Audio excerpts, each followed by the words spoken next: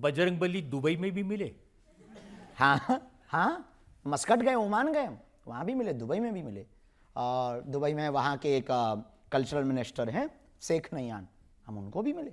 हाँ, भारत में है दिक्कत, भारत में लगता है कि हम मुसलमानों के विरोधी हैं, बल्कि जहाँ रियल वाले मुसलमान रहते हैं वो तो सब रेड कारपेट बिछा के हमारा स्वागत करते हैं। हाँ, क्योंकि हम आदमी बहुत अच्छे हैं। अब आप पढ़ने के लिए ऑक्सफोर्ड जाना चाहते हैं, पीएचडी करना चाहते हैं? सही खबर है। हमारा उद्देश्य है कि जीवन विद्यार्थी में ही रहना चाहिए, पढ़ते ही रहना चाहिए, और जो काम हम कर रहे हैं उस कार्य में हनुमान जी की कृपा और गुरु का प्रसाद तो है ही है। आने वाले दिनों में सब युवाओं को भी कहेंगे किसी भी उम्र में पढ़ाई की जा सकती है। तो किस विषय पर पीएचडी करेंगे आप? पीएचडी हमारा उद्देश्य है कि कैम्ब्रिज या ऑक्सफोर्ड यूनिवर्सिटी में हो, और भूतों पर। ये सुनकर के आप बहुत हंसेंगे, एक विषय अभी शुरू हुआ है ऑक्सफोर्ड यूनिवर्सिटी में भी, कैम्ब्रिज में भी, और अमेरिका की भी बहुत सी यूनिवर्सिटियों में। एक विषय हुआ पैरानॉर्मल। पैरानॉर्मल नाम का एक सब्जेक्ट स्टार्ट हुआ है। पैरानॉर्मल मीन्स अदृश्य शक्तियां, भूतों के बारे में जानना। हमारा काम ही है भूत भगाना। तो इस देश में बहुत से लोग हमारे ऊपर उंगली उठाते हैं, इस देश में हमारे ऊपर बहुत से लोग लांछन लगाते हैं कि हम अंधविश्वास फैलाते हैं, और खास करके महाराष्ट्र में अंधश्रद्धा निर्मूलन समिति के कुछ सदस्यों ने हमारे ऊपर उंगली उठाई थी। तो उसी दिन हमने विचार कर लिया था, इसका हम प्रमाण पत्र भी लेकर के आएंगे, और ये तथ्य के साथ में हम कार्य करेंगे। अभी गुरु के द्वारा ज्ञान से ये कर रहे हैं, फिर विज्ञान को जोड़ करके पीएचडी करके पैरानॉर्मल पर काम करके लोगों की नकारात्मकता को दूर करेंगे।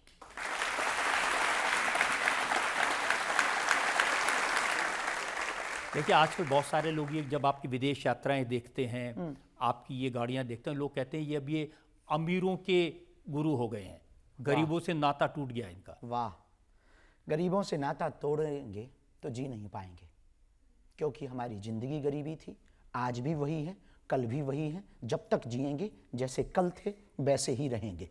हाँ, लोग मिलने आते हैं तो कुछ मजबूरियां जरूर होती हैं, हमने कभी अपने जीवन में बदलाव नहीं किया।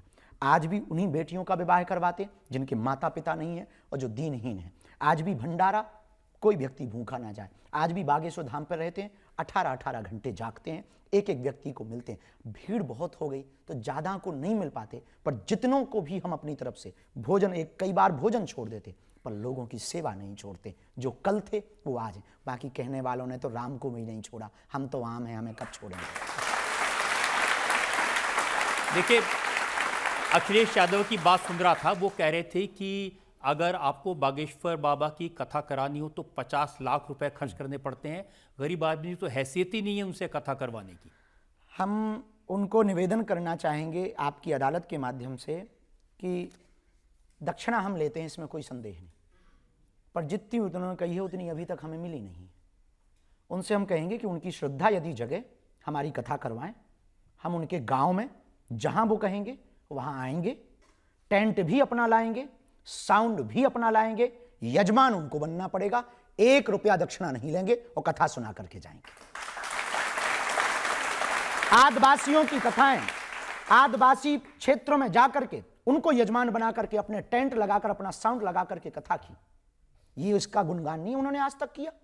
हमने आज, हाँ, दक्षिणा लेते हैं, हमारी 2 मजबूरी है, जिस कारण से, एक कैंसर हॉस्पिटल की मजबूरी, हमारा क्षेत्र बहुत पिछड़ा बिछड़ा है, वहां बहुत गरीबी है और लोग आस्था के नाम पर धर्मांतरण करते हैं वहां पर। तो हम चाहते हैं हम मंदिर बना करके नहीं, जीते जी अस्पताल बना करके मरे। दूसरा, अन्नपूर्णा भंडारा। यदि देखो, हमारे पिताजी तो मुख्यमंत्री नहीं थे, तो अब व्यवस्था चलानी है तो दक्षिणा तो लगेगी।